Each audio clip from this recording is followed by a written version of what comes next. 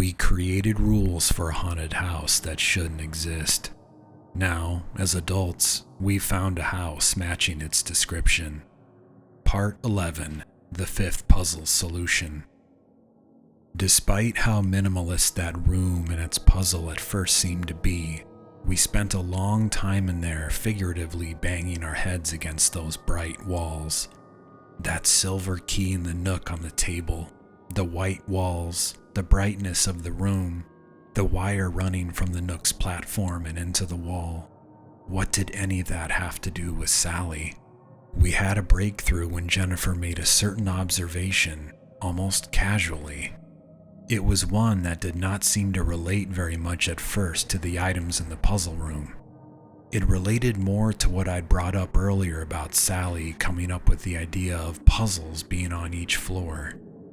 Jennifer pointed out that all the other puzzles had to do with rules, while it seemed to be the case that each puzzle was most connected to one of us. Every puzzle also seemed like it was trying to get us to break one rule in particular as well.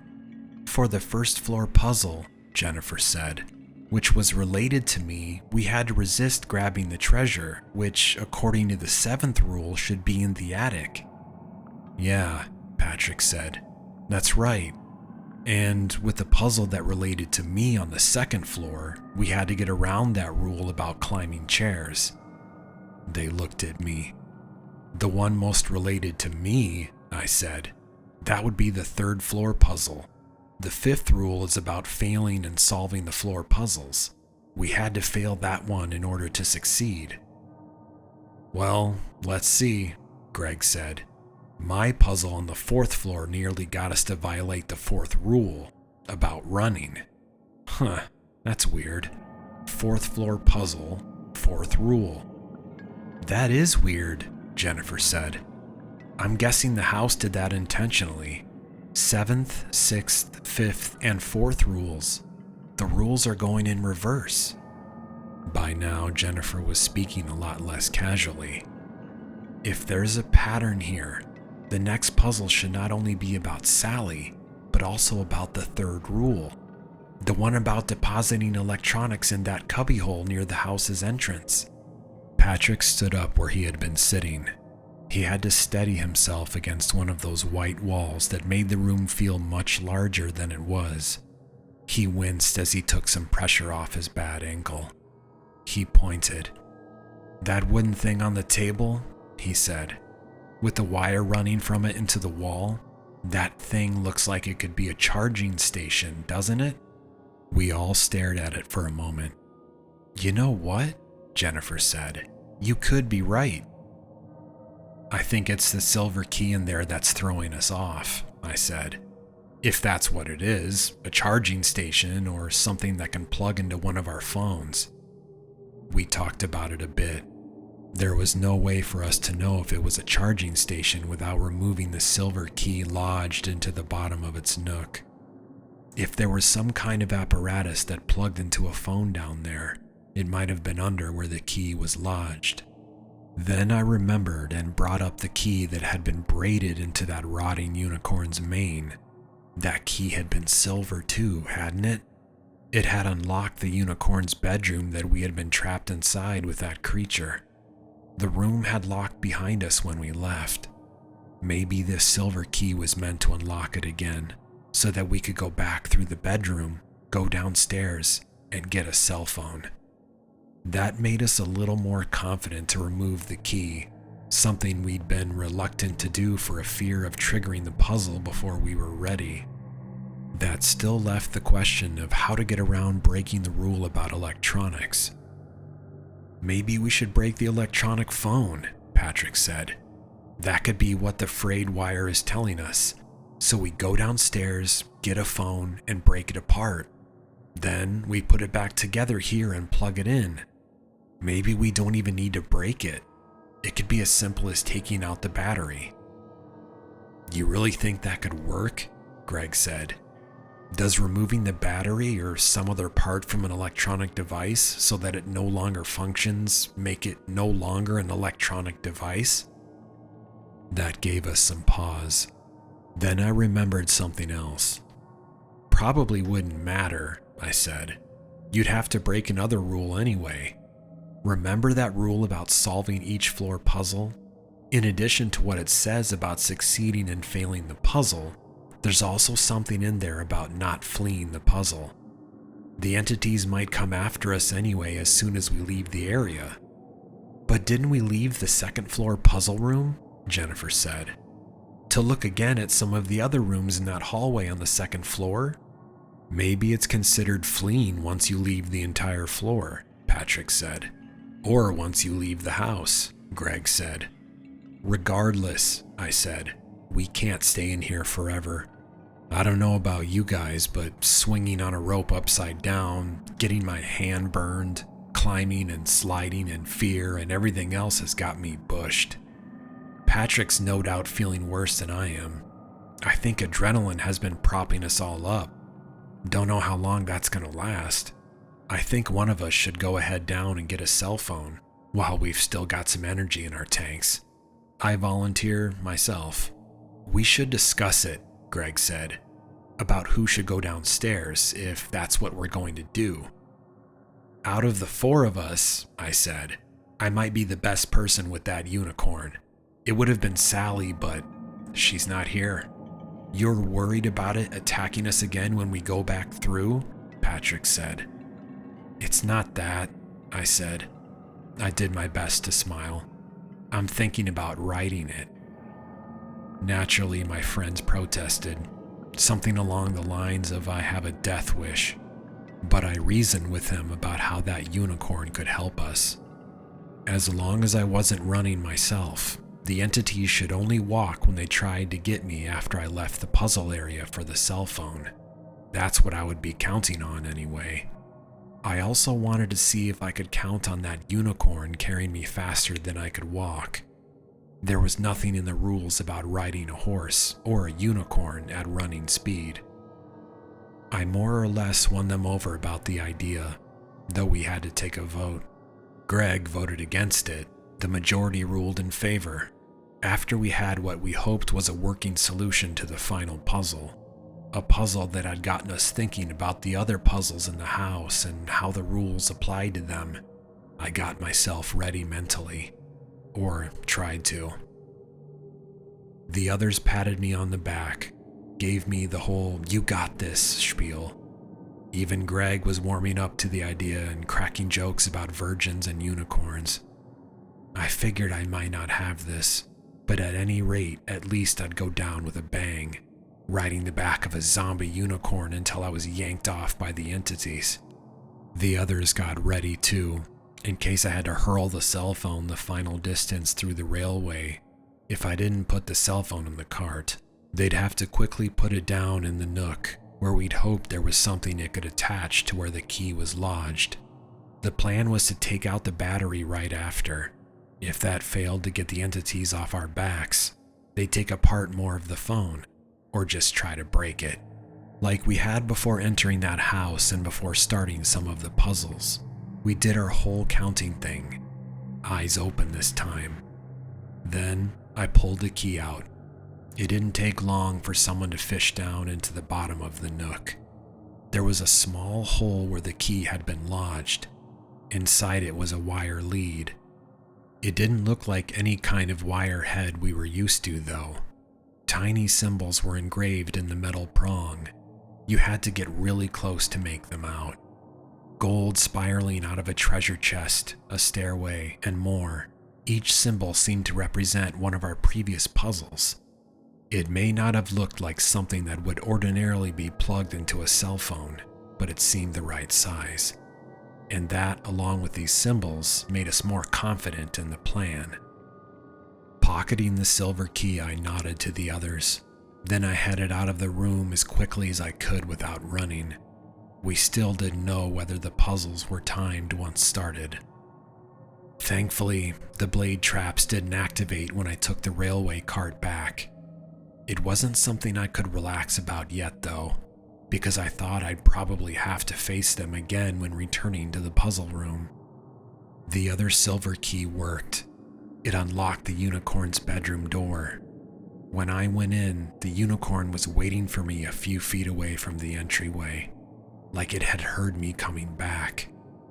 I tried not to pay attention to the maggots, rotting flesh, and exposed inner parts. I also tried not to think about the unicorn pulverizing me with its hooves or that broken horn it had. "Well, hello again, Unitorn," I said. "Alright if I call you Unitorn? You know, torn instead of corn because of how your body's all torn up. Get it?" It stared at me with its huge dark eyes. One of those eyes bulged and sagged slightly more than the other. Its broken horn was lowered, but I hoped that was more in pacification than intent to strike. "How about, Pete?" I said. "Maybe that's a little better. Pete the Unicorn. Pete, if you help us by giving me a little ride up and down the stairs, we'll do all we can to get you out of this house. I promise. Sound like a deal?" It neighed, shaking off jiggling white maggots and pieces of hair and flesh. "Okay," I said. "Maybe that means you understand, or maybe that was a coincidence. Either way, I'm going to try to get on you in a moment. Please, don't kill me." I approached the creature and gave it some pats, which it tolerated. There may have been a saddle somewhere in that opulent bedroom, in one of the many fancy drawers of the nightstand or mirror dresser, for example. There might have been one in the closet. I did not spend time searching for a saddle, however, because I didn't know how much time we had after removing that key, and because I wasn't sure how to properly saddle a horse or a unicorn to begin with. I'd also remembered something Sally had told me when we were kids. Something about riding a horse without a saddle.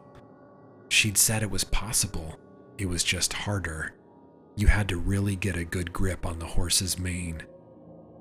I was hoping, with the state that unicorn was in, that its mane would not completely pull away as I was riding. My hand on the unicorn's cold, damp back, I got ready to leap up onto it. I had no idea how successful I'd be without using a stirrup for my feet. I figured I'd have to do some climbing. But as I was tensing to jump, the unicorn, surprisingly enough, knelt down for me. Thanking Pete the Unicorn, while being bewildered he had done that, I climbed on. Then he stood again. I gripped his mane. I could tell that some of the hairs were better attached than others. In any case, when I tried to get the unicorn to turn, I leaned with my body and used the grip of my legs rather than pulling on the mane. I'm not sure if that's the way you're supposed to do it, but like I said, I was worried about the rest of its hair coming out. That unicorn was a rotting carcass after all. As quickly as I could, I got a basic idea of how to use the pressure of my legs to ask the unicorn to change its speed. Some of that was remembering the horse riding we'd done with Sally years ago. It was strange how the unicorn responded as well as a trained horse would. Despite the unicorn working with me, already I was experiencing some pain while riding it, and it seemed like its bones were jabbing into me much more than a normal horse's would. I wondered if it could feel pain too, like the dead or dying plants on the front porch. I figured it had never been alive to begin with. Either way, I had no wish to cause it any more harm than it might already be suffering by simply existing. Pete the Unicorn and I had to get downstairs. We had to grab the cell phone and come back up without getting nabbed by the entities. I wasn't sure whether they would harm the unicorn. For that matter, I couldn't be sure if it would try to work with them and give me over to them as soon as they appeared. Speaking of entities, they hadn't come after me yet, so maybe fleeing the puzzle was related to the floor or related to the entire house. I rode the unicorn over to the other of its bedroom doors, the one that didn't need a key. I leaned down and opened it. As I rode Pete into the first of the doll bedrooms, I was thankful that Greg had decided to spring that trap here earlier. I nevertheless kept our distance from that skeleton with that doll's head that had some of Sally's features. It was not long after we got to the stairs that the entities made an appearance. They were near the bottom, and some of them were already on their way up. The smaller bodies where heads should be gazed up at me from where they reclined.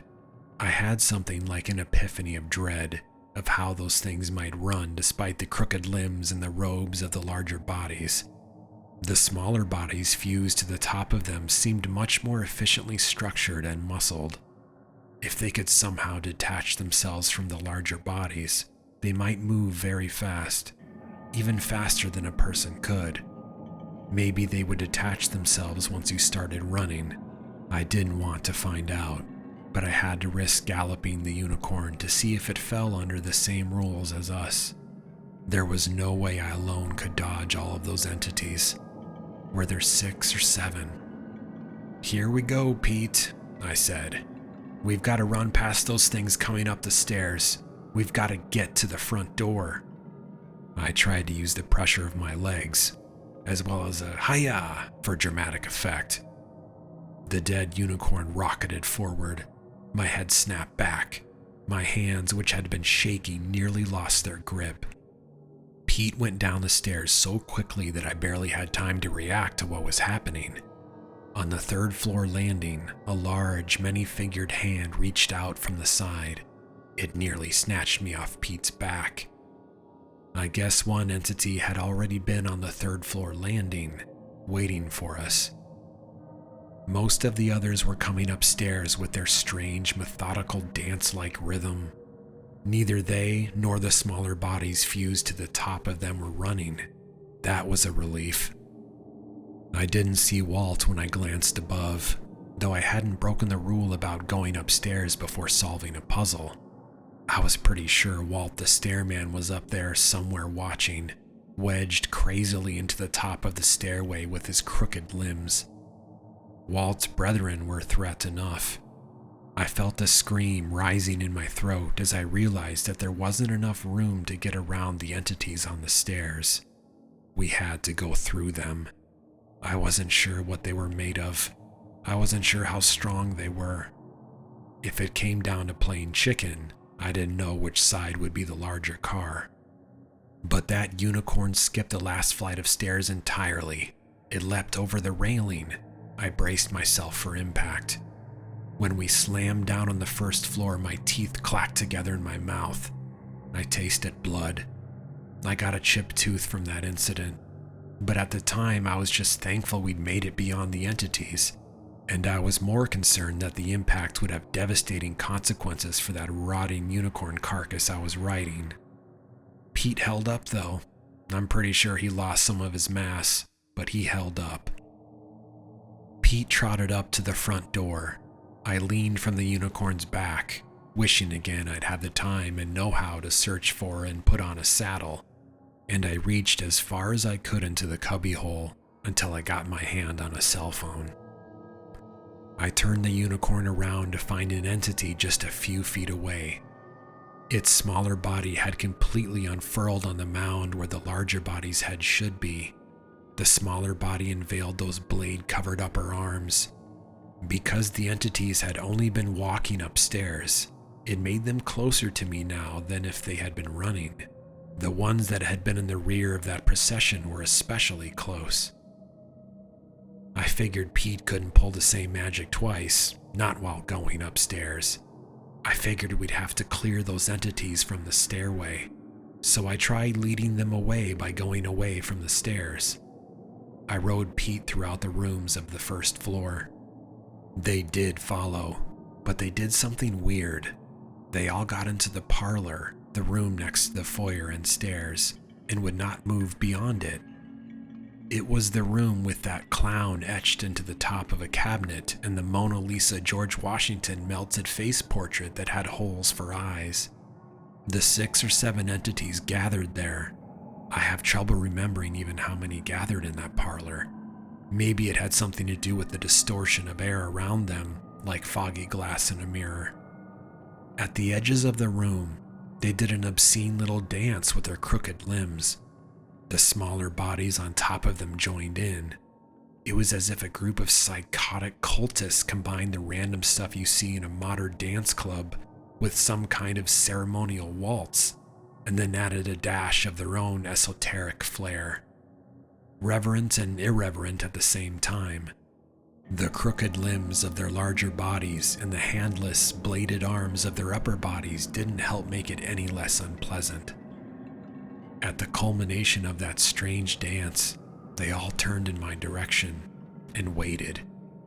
I was outside of the parlor at this point, looking in from the kitchen. What could I do but ride the unicorn at a gallop through the ring of them? That's what I did. I had to get back to my friends. If I'd been part of some ritual those entities had been doing in the parlor, I didn't want to think about it. I galloped Pete up the stairs and into his bedroom. I gave him some pettings, assured him again that we'd try our best to get him out. The entities, for all I could tell, had no longer been chasing me. That weird dance of theirs had signaled the end of their pursuit after I'd broken a couple of rules. I had no idea what it meant, but it did seem to tell me a couple of things. One of which, they probably weren't dumb enough to have been led by me from the stairs without them realizing what I was doing. The other, they had their own motives beyond the rules we'd made that were foreign to me, probably foreign to all of us. Had we created them, or had they been created by the house that we created? The entities themselves were one of those things, like the finer details of many of the house's objects, and like the puzzles that we had left vague. Like the house had seemed to have done when it filled in those details, I suppose the house was filling in the details about the entities. But if the house had done so, it was almost like it had created something of its own. I thought maybe the house was making some kind of play at symbolism. The entities had those larger bodies with the smaller ones fused on, like adulthood fused to childhood, or vice versa. I had no idea what it might be trying to accomplish in that, or what the house or the entities could want beyond scaring and hurting whoever went inside. Those were two motives we had worked into the house's designs when we were children. Having left the unicorn behind in that bedroom, I went through the trap. The cart with the quills and the pendulum blades again. I was feeling alone at first. Soon, though, I heard my friends beyond the railway. After nearly getting my head sliced through by one of those pendulums, and then nearly getting hit again by some of those quills, I figured out the prime number sequence for my second trip in the cart. Even with some near misses, I got out without a scratch the second time. The blood from the cut on my leg from the first time was still wet, a reminder of what could have happened, or worse. My friends greeted me on the other side. I told them Pete the Unicorn, yes, we're calling him Pete now. No, he seems to like that name, had done admirably, as well as any unicorn from myth might do. They asked me where the entities were. I told them about that ritualistic jig the entities had done in the parlor after I'd gotten the cell phone and had tried to lead them away from the stairs. A real hoedown, that. My friends weren't amused. They kept looking past me, over their shoulders, up at the ceiling, in the corners of the hall and puzzle room, everywhere, as if the entities might ambush us at any moment. Maybe breaking 2 rules cancels those rules out, Patrick said. I don't think it's that simple, Greg said. It would be in the rules if it was that way. We didn't have much time to talk about it. We didn't know how much time we had after removing the silver key from the nook on the table. I went over and pulled up the wire lead and plugged it into the cell phone. I think it was Jennifer's cell phone, though I'm not certain if that really matters. The bright lights of the room flickered before going completely out. I think I had expected a little wooden attic stairway or something to snap free of the ceiling. You know, a typical way for people to access an attic. But when those bright lights shut completely off, a door slid across the entryway and put us in pitch blackness. Needless to say, it was a big contrast to the lighting earlier. Then the entire room began to move, like an elevator, except I didn't know if it was going up, down, left, or right. We didn't say anything, but all of us got closer to each other. And, just as wordlessly, We all got back to back. We tensed up. I don't know who had started it first or if we had all started getting into that defensive arrangement at once. It reminded me, in a way, of the unstated reason why we had been trying to finish the haunted house as kids after Sally was gone. Without saying as much, we had all thought it might help bring her back. If we had to deal with something else that the house threw at us, here or in the attic, something we had not designed but that the house was filling in the details for, whatever it was would have to deal with the four of us. The fifth floor puzzle had been solved. As that entire puzzle room moved, we readied ourselves in darkness and silence, carrying the unspoken bonds of our childhood friendship as a light. The attic and the treasure had to be next. Finale. The attic. The treasure. The puzzle room stopped moving. The lights came back on. They were as dazzlingly as bright as before. The cell phone was still in its place on the table, hooked into the charging station-like device that had been activated to solve the fifth puzzle. Though the room had stopped moving, the door did not open. The cell phone rang. No number. Jennifer walked over, answered the call, and put it on speakerphone. The voice that came out of the phone was strange, different than I thought an ordinary human voice capable of. It had a baroque quality, with additional sounds coming from the words themselves, like an ethereal growl of other noises, like static that spiraled outward with its own mysterious meanings. It was at once soothing, mystifying, and alarming. "Congratulations," the voice on the phone said. "No one has ever gotten this far. The others perished. But what less can be expected? You have created, you will create. You create. Nonetheless, congratulations are in order. You risked and you won. Now, step forward and claim the treasure." The call on the phone ended. The door opened.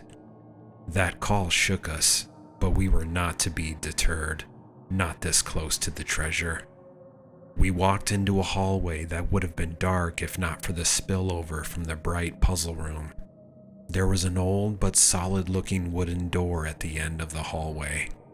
When Patrick put his hands on the doorknob and asked us if we were ready, it reminded me of when we'd gotten ready to enter the front door of that house, but there was no knocker this time. No rules we had to follow in order to enter. Patrick opened the door. We got a glimpse of a typical-looking medium-sized attic lit by a single light bulb. It had stuff like dusty clothing piled high, broken TVs and other electronics, and an assortment of chests and other storage containers. Some blood-covered old Legos had spilled out of one of the plastic storage bins. Mannequins stood in shadows, wearing dark clothing that made them more difficult to see.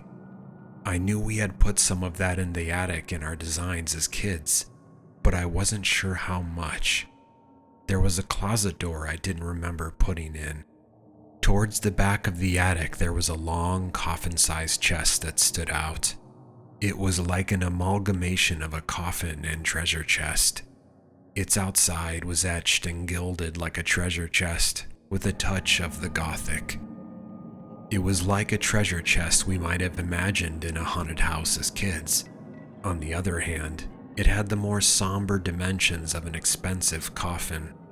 As with puzzles, we had simply circled this particular area in our sketchbook designs and written in the word treasure. For all we thought we knew back then, the treasure could have been piled high in the attic outside of a container, like all that old clothing. That chest had no lock or place for a lock on it, but it did have latches. One of us unlatched it, and together we pulled it open. Inside was a woman with long blonde hair, grown past her waist, hair that seemed like curls of gold in that light. Her facial features were a little different than I'd expected, but more and more reminded me of Sally. She was very frail, Her skin was intact, and her body was moving up and down. She was breathing. Her eyelids twitched, began to open. Although she was right there in front of us, we called out to her as if she was on the other side of a river. It was Sally. The treasure had been our lost friend after all, the friend and fellow apartment brat that had vanished before her 12th birthday, assumed to be kidnapped or lost or having run away, likely dead. She wasn't dead. Sally was alive. At some point not long after we'd opened the chest, Greg went up and closed it, and he closed the latches. He did all that with one hand, his other holding his sketchbook and pencil together. When Greg stepped away, all we could do at first was gawk at him. The way Greg stared back at us, his pencil in one hand and the sketchbook in the other, recalled to me that strange look he'd had on his face when we'd said for the first time aloud that Sally could be the treasure. When we'd said that here as adults on the first floor of this haunted house we had imagined as kids. The little closet door in the attic opened. I heard it and had to turn my head to see. One thing after another came rushing out of the closet from a hunched position. The Frankenstein's monster that had parts of each of us, the butler mannequin, and the demon doll. As far as I can tell, modifications had been made to everything but the Frankenstein thing. They were more powerful and lifelike than the versions we had seen before, and weirder. Instead of the butler just becoming a real man, for example, its skin was some fusion between real skin and the artificial skin of mannequins. As they left that closet, they sprinted past Greg and grabbed the other three of us. The demon doll was the same size as before, already having been life-sized but now much stronger and sturdier than a doll would be. It came at me and wrestled me into a grip I could not escape from.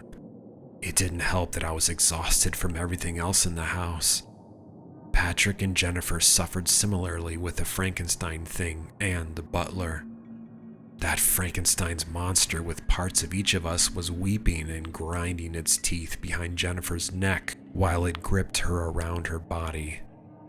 It was weeping out of one eye that was Sally's and another that might have been Greg's. I did all I could to try and escape that demon's grip, but it was as if that surge of my strength worked against me, like it got gobbled up by the greater force. I was being held by a strength that was unreal as the Frankenstein thing's grip that we'd had to contend with on the third floor, and it seemed like I could feel its sharp teeth and horns behind me just from its breathing on my neck. It put my struggles to bed like an adult would do to a child. That made me so angry, so I gritted my teeth and tried once more. Again, it handled me like I was small. I expended so much energy that it began to feel like it was the demon that was keeping me from falling. "Don't hurt my friends," Greg said. He opened his sketchbook, flipped through, and wrote something down. "There, now you can't hurt them." "Greg," Jennifer said as the Frankenstein thing wept and drooled on her shoulder while it held her. "What's going on?" "Something that hurts me very much," Greg said. "I never wanted to do it to Sally." He was tearing up, almost as much as the Frankenstein thing. "I'm sorry. I wish things hadn't gone the way they had. When I told Sally about my power and then showed her, and she insisted that she'd tell all of you, even though I warned her. When all of that happened, I freaked out. I had to put her to sleep. While we were finishing the house, I was hoping I'd think of a way to make her forget." "What are you talking about?" Patrick said. "What did you have to put her to sleep? Why did you have to put her to sleep?" "Because she knew, and she was going to tell the rest of you, and one or all of you might have told others. The power I have makes me a threat to other people. It's my white elephant, the gift I never wanted. Remember what my aunt did to that hamster of mine because it was a threat to her? A harmless little thing like that.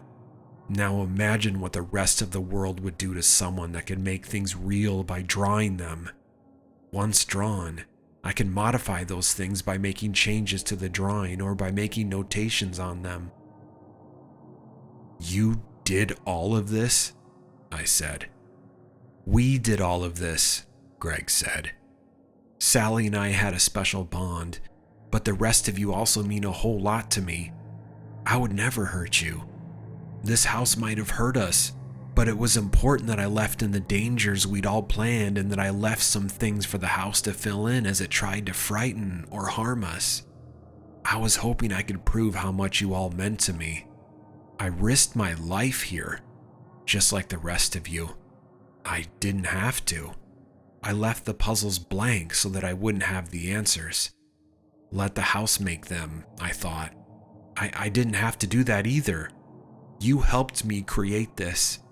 Anything you drew or wrote here, I went over with care and respect with my own pencil. We did this together. The house and its rules. They're ours."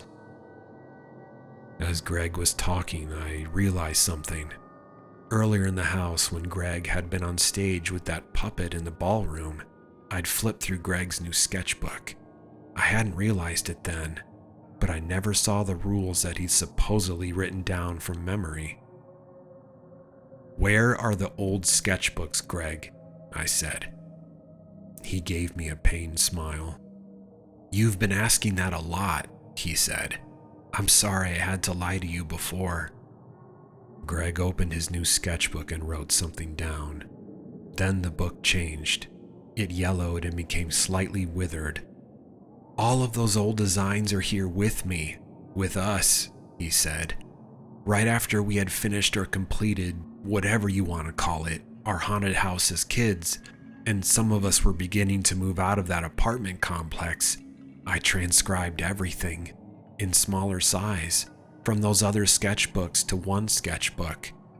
That was to simplify things, and to ensure that at the end of the day everything was in my hand. I didn't want to risk something we'd drawn into the previous sketchbooks not taking root and becoming because I had forgotten to trace over it myself.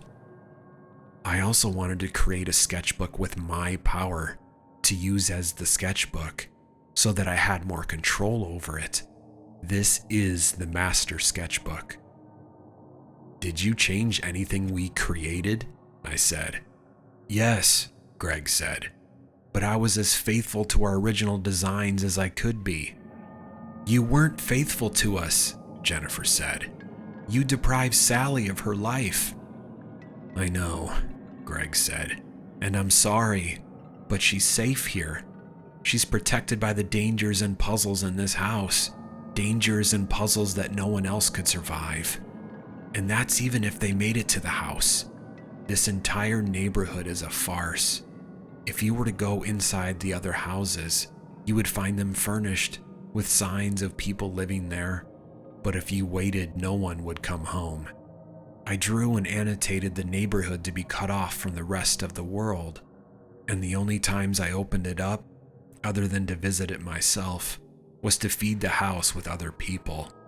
Once opened and with the right enticements, mostly through online posts, some folks come to get an experience they'd never forget. Whether or not they'd actually forget doesn't matter. The house kills and eats them. You let other people die here? Patrick said. Worse, I said. He lured them here. I warned them, Greg said. I let them know that they would be risking their lives. I gave them the rules and all that. There was no fine print. The only things I didn't tell them was that my friends and I had designed the haunted house and that my power brought it to life. But they didn't know it was really haunted and really dangerous, Jennifer said. We didn't think it was real even when it showed up exactly as we had drawn it as kids. We thought it was a prank one of us put on. Greg, how many people have you led here to die? Look, Greg said, I know how it sounds, and it's as bad as it sounds. probably worse when you get down to the finer details of me having to set up surveillance equipment outside and dutifully feeding this thing like it's some zoo animal. But there's no other way.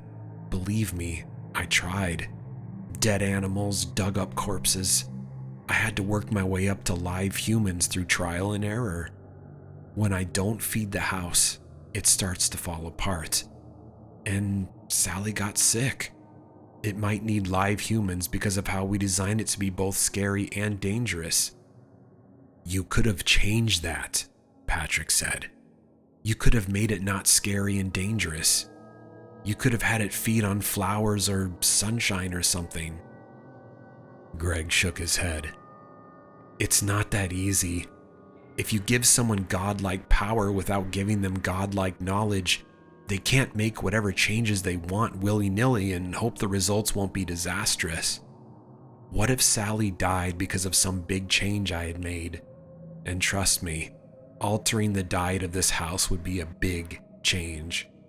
I never wanted this power. I never asked for it. The only times I loved using it was when we made this house together. I rarely use it these days, other than for maintenance, keeping Sally safe, and keeping my own head from being lopped off by the rest of the human race. I'm glad you all haven't tried to tell me you'll keep my secret if I just let you go. Sally tried to do that in the end. Changed her tune. Said she wouldn't tell anyone. Obviously, I knew she was lying. That hurt me worse because it made me feel like I was some kind of kidnapper or killer. It broke my heart. Whatever you plan on doing with us, I said, replan it and let all of us, including Sally, leave this house. You said earlier you told some friends you'd be here. Yeah, right. But I really told some people I'd be here. Now, those other friends of mine might not come rushing up at 3 a.m., but they'll begin to wonder why I haven't come back the next day. Did you not hear me? Greg said. About how this entire neighborhood is cut off from the world unless I want it to be open. The only reason I can think of that Patrick found it has to be because the neighborhood was open for the house's feeding session. Imagine that. What are the odds, right? I guess I'm to blame for making the access points somewhere in our hometown. But that made it easier for me not to have to travel far away when I have to go to the access points in person. Others, who are not on the house's menu, have driven through before. If they stopped at the house, they'd never go inside, unless they were the thrill or paranormal seekers who found out about it online that I'd purposely led inside the neighborhood. Only reason I made 2 access points is because I thought it would make them feel safer before they were eaten. And the only reason I opened the way in again for us, after Patrick found it, was because I had this idea. Well, it's an idea I've had for a while, but one that's been sped up. After I'd had to put Sally here when we were younger, by and by I began to think, wouldn't it be great if the rest of us could stay here with her? Greg, you need someone to talk to, Jennifer said. Someone outside of us. Your head's not in the right place, but anybody can get like that. It's not your fault. It has to be that power that's to blame. I need help, right? Greg said. No, I'm thinking very clearly and logically about my survival. About our survival. I don't need to stand here and tell you how nasty a place the rest of the world is. I don't need to tell you how we're given sets of rules all the time that we're expected to follow while others are breaking them, often at our expense. The world is a nasty place. This house might be scary and dangerous. We designed it that way. But at least rules mean something here. When the rest of the world goes to hell, we could all be sleeping here, dreaming forever, together. I haven't figured out yet how the neighborhood could open and close of its own accord to let others in when it has to feed. I don't yet know how it could monitor itself so that it won't be discovered in the wrong kind of way. But I'm working on those things. I'll be working on them as the rest of you sleep. I'll plan on having a solution by the time I'm old and gray and ready to join you, so that we can all dream forever. We could be immortal here. Sally got older, but I don't think she'd ever really die in that chest. There were some other things about the house I need to work on, like the liberties it sometimes takes. Filling in the details is one thing, but it wasn't me who put Sally's voice in there singing to us from the 4th floor ballroom. And I know that wasn't something we had planned when we were kids and that I'd gone over later with my own pencil. Also, I wasn't to blame for that. As Greg was giving more examples, a strange voice whispered to me, "Get the sketchbook." It took a second or two for me to realize it had been the demon that was holding me. I also just realized that its grip had relaxed. "The annotations around my body in the sketchbook," the demon said. "They did not state how long to hold you for." I didn't waste any time mentally debating whether or not to trust a demon. I didn't have time for that if I was going to stop Greg. It was one of those moments when you're completely exhausted, but then you tap into those reserves you didn't know were there. I was giving an opening. I took it. To get around the rule about running, I bounded forward as quickly as possible. There was nothing in the rules about jumping. Greg had seen me and was fast at work in that sketchbook of his, but I was on him in 2 bounds. I tore the pencil out of his hand and he was still drawing or writing. I thrust it in my own pocket, and then I punched him in the face harder than I thought I could do, given how tired I was. Greg fell. I pulled the sketchbook out of his loosened hands. I'm not sure if that knocked him out, or if it was what Patrick did next. Patrick dove on him and then proceeded to strike Greg while on top of him. "Get off him, Patrick," Jennifer said. "Give me a turn." "I can't get up," Patrick said. I looked around for the Frankenstein thing, the demon, and the butler. They were gone. I suppose they left the same way they had gotten there, by that small attic closet. Or maybe they were then on the way to puzzle room turned elevator. "Guys," I said when I turned my back around, "we can't just kill him." "Why not?" Patrick said. "He took Sally's life away from her." Patrick was having trouble breathing. I could not tell whether Greg was still breathing. "Sally's still alive," I said, "and now we need to help her." "Yeah," Jennifer said. "We should do that instead of killing Greg." I hauled Patrick up. Greg seemed to be unconscious, but still breathing. Jennifer sighed as we stood over him. "How can we just turn him over to the cops for kidnapping Sally? As soon as he gets his hands on something to write on, I'm guessing we'll all be in big trouble. Cops won't believe us if we try to tell them the truth. We could get them to believe us about the kidnapping part, but not about the other stuff." "We've got to show them the house," I said. "Until then, I think Greg should stay here, where Sally's been staying. I'm guessing the house pumps oxygen and nutrients into that chest she's in. I'm guessing."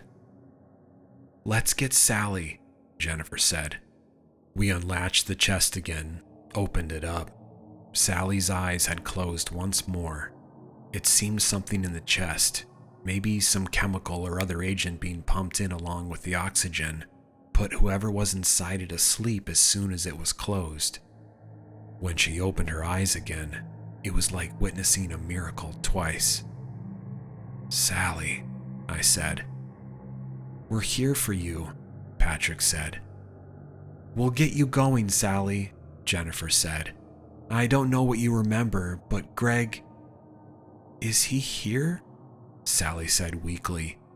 Her face was very pale, but I couldn't tell if that was from mentioning Greg or from the state she was in. She was frail, likely in no small part due to her muscles withering from all that time in that treasure chest. To add to that, I wasn't sure how good the nutrients the house had been giving her were. "Greg's out cold," I said. I had a jolt of fear as I realized none of us were paying attention to Greg at the moment. Then I turned around. He was still there, still seemed to be unconscious, thank goodness. But we were quick and careful to get Sally out. We put Greg back into the chest where Sally had been with less gentleness, and we closed the latches. None of us wanted to give him a chance to wake up and get a hold of a pencil and sketchbook again. I took the sketchbook Greg had been holding and put it in my waistband, as Greg had done when going through the house's crazier parts. I carried Sally, who was very light, while Jennifer propped up Patrick. We went back to the puzzle room. When we took the cell phone out of the nook on the table and unplugged it from the cord, the lights went out again. The room moved back to the 5th floor. We did not have to experience the blade trap again in the 5th floor railway. As I've mentioned, it doesn't activate when you're coming back. We spent some time with Pete the unicorn. During that time, Sally reached out from my arms to pet him. She said we had to remove the unicorn from the house, that it didn't belong there, that it never had. And we said how we had already determined to do so. I had a promise to keep that unicorn, but right when we had to get her and Patrick to a hospital, and we'd have to come back with a horse trailer or something, there was no way we could fit Pete in our car. As I carried Sally down the stairs while Jennifer helped Patrick, Sally was as light as a dream. She looked as tired as the rest of us felt, but she seemed none too eager to fall back asleep. I don't blame her. From the cubbyhole near the front door, we got the rest of our cell phones and the keys that had electronics on them. 4 of us had entered the haunted house we'd made up as kids. 4 of us left. We had replaced Greg with Sally. It was about 5 a.m. Nearly 12 hours had passed since we'd gone into that house. It had seemed like much longer. We got in the car we had come in and drove straight to the nearest hospital. When we checked Sally and Patrick into the hospital, we'd say they'd been the victims of a kidnapping and some traps that had been set by the kidnapper. That was basically true. At the time of this writing, a little over 3 weeks had passed since we went into that house and since Sally and Patrick were hospitalized. Patrick did have some broken ribs, but those are already healing up nicely. His other injuries are muscle related and should heal even more quickly. He's been out of the hospital for a while. Sally's health issues are more complicated. She had been lying down and, as far as we can tell, asleep for over 10 years in that house. Many of her health issues are similar to someone who had been in a coma for a long time. Her muscles and bones, for example, are so weak and atrophied that she has to work constantly with doctors and physical therapists to try to get them better. We're not sure if they'll ever be completely better. We don't know if she'll be able to walk again. We visit her all the time. She's missed a lot of time, but she's the same Sally we knew. At least one of us is always there visiting when we can, filling her in on the kinds of things she'd missed while she slept into adulthood. Sometimes it seems like she's the one visiting us when we see her, like she's the one comforting us. She finds ways to make us laugh when we start to get sad about what she experienced, and about what she didn't experience. She's able to find levity in the darkest of things, even in her own captivity in a coffin-like chest. It reminds me of how she'd come up with the idea of designing a haunted house, probably to make us feel better about being so cooped up as apartment brats. It's unfortunate that her idea of an escape had a reaction with Greg's personality and power. In a way, it might have been a good thing that she'd been asleep, as opposed to her having been awake the entire time in that chest. The police reports have been very complicated, mainly because we were not able to find our way back to that neighborhood with the house in it. Jennifer and I even put pins down on our GPS as soon as we were leaving, so that we could come back and check on it directly after dropping Sally and Patrick off at the hospital. We were mostly concerned about somebody else going into that neighborhood, and, for whatever reason, trying to get into that house. As far as we could tell, Greg had left the path into that neighborhood open, even after we'd walked inside the house. How else could we have gone out of it? But when we tried to go back, the neighborhood was gone. There were some woods in its place. As much as we searched those woods, we could not find the house. So what were we supposed to tell the police without evidence? The four of us agreed on what our story would be in the meantime. We figured that as long as Sally was telling the same story as us, we might look innocent of having anything to do with her disappearance all those years. But it seems that people are getting more and more suspicious. Our stories, while in sync, are too vague. And there's the matter of Greg, who disappeared in her place. Here's basically what we've been telling the authorities and Sally's loved ones alike. Jennifer, Patrick, Greg, and all got an anonymous tip, a letter in the mail, directing us to a house and promising us that our childhood friend Sally was there. The letter told us we had to bring our letters to the house and burn them in a fireplace in order to see our friend. We had to come alone. We think this meshes decently with the general kinds of stuff we told others before going. We did as the letter instructed, following step-by-step directions to a house where we expected someone to come out to meet us with further terms, or else try to kill us. But when no one came out to do either, after we had burned our letters, we decided to explore the house. We found traps, which is how we got cut and injured, and we found our childhood friend Sally in a comatose state. Greg disappeared while we were in that house. We'd gotten separated at some point. We don't know where he is. We can't give details about the kidnapper or kidnappers because we never saw them. At the time, we had been so concerned about getting Sally and Patrick to the hospital that we hadn't made the point of remembering the address. The location wasn't saved in our GPS either, because we had been going by step-by-step directions to the house. That's the kind of report we've been giving. Obviously, there are some truths in there, and also plenty of lies and omissions. We hope it will suffice until we can get back to that house and bring the police with us. Otherwise, they're not going to believe a word we say. We set up our own hidden cameras outside where the road leading through the neighborhood should be. As we were doing so, we found a couple of Greg's secret cameras and took them out. Whereas he'd been trying to lead people into that neighborhood for the house to feed on, we were hoping to notice if and when the way opened up again. We had 4 things in mind mainly: to prevent the house from feeding, to get the police to go there with us, to get Greg into their hands with a promise that they won't let him anywhere near drawing or writing materials, and to get that unicorn out. We hoped to get the unicorn out before we went to the police, because we were pretty concerned about what might happen to that unicorn if the police knew about it. We'll probably never forgive Greg. We probably never should. But we mostly agree that he should not suffer the fate as Sally did all those years, even though that would be one of those cases of the punishment fitting the crime. Patrick says to let him rot. I don't know for sure if the way to the house will ever be open again. Maybe the house is responsible for closing the path. Maybe it was something Greg had done before we'd gotten him, where you could go out of the neighborhood but you couldn't come back. It could also be that Greg somehow woke up, got out of that latched chest, and closed the path off himself. We're constantly monitoring those cameras we set up near where the neighborhood should be. When or if it opens up again, we'll be ready.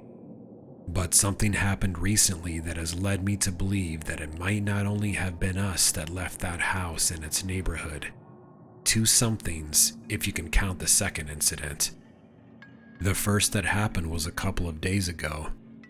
I've got a small house with some woods behind it. My whole street has got woods behind it. I tend to have a lot of backyard visitors, everything from stray cats to deer. When I heard something making a lot of racket on the porch a little after 3 a.m., my initial thought was, big old cat looking for food. Probably knocked something over.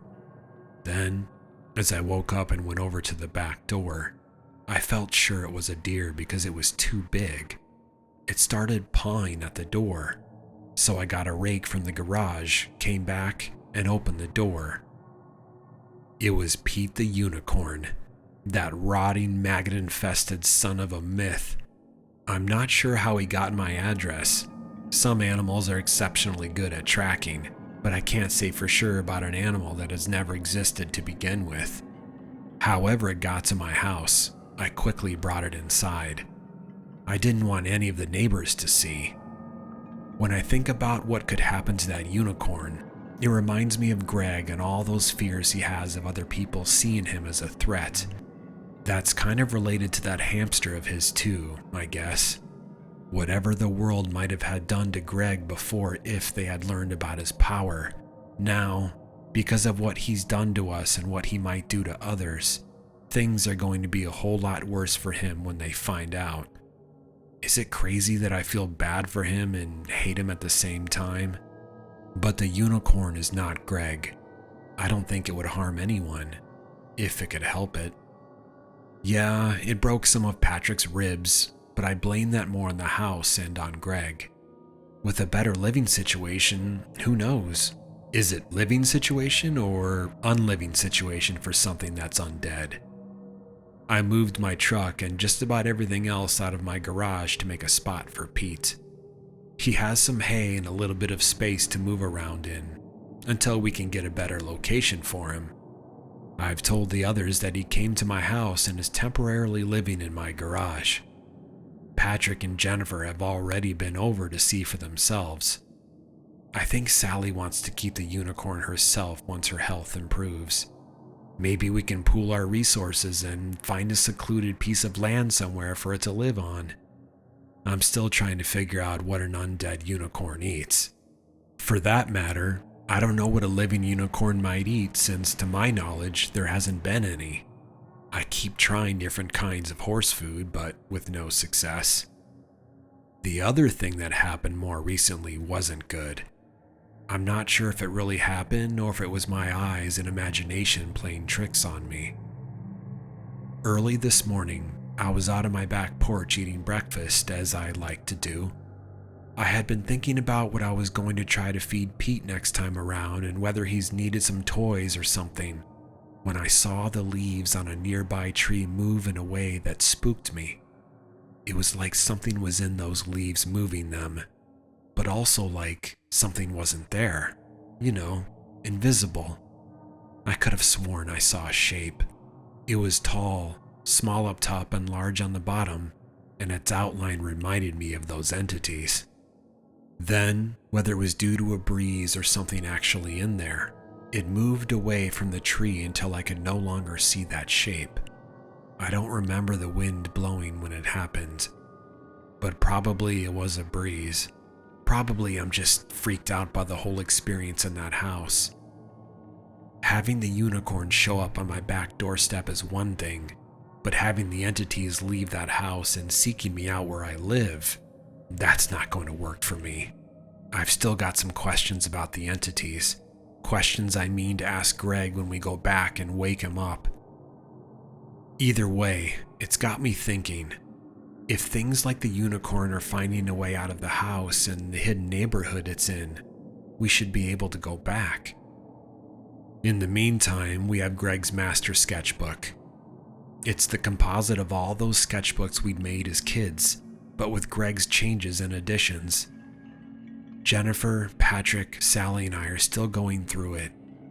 With it, we unearth new memories and mysteries just about every day. It's a lot different than going through the house in person, fearing for your life, when things are so frantic you can barely think straight half the time. I don't know how we solve those puzzles. In the master sketchbook, we found the neighborhood Greg had designed himself in order to hide the house. We tried erasing what we think is the closed-off path. It did not work. We also discovered an 8th rule in the master sketchbook. It was a rule that Greg had added to the other 7. One he didn't tell us about. I can only think that, after all that talk about risking his life along with the rest of us, It was some kind of protection he'd planned in case things went south with the entities. The eighth rule states that if two rules are broken at once, they cancel each other out. Patrick was right. Seems Greg was trying to shoot that idea down as being too simple in order to throw us off. I suppose that now I know why the entities stopped chasing me after I broke two rules at the same time while trying to solve the fifth puzzle. But that still does not explain that bizarre ritualistic dance the entities did in the parlor after I'd broken them. I think there's a weird kind of loop or cyclical symmetry to us imagining the house waiting there for us, similar to how we imagined it years ago as children, but with the real and recent memories pinning it down as vividly as anything else we have experienced. We'll continue to be vigilant and thorough with our camera monitoring and with Greg's master sketchbook. If the house has gotten control over the way into its neighborhood, maybe due to some loophole or liberty it has taken outside of Greg's designs, it can only wait for so long with the paths closed off before it starts to get hungry.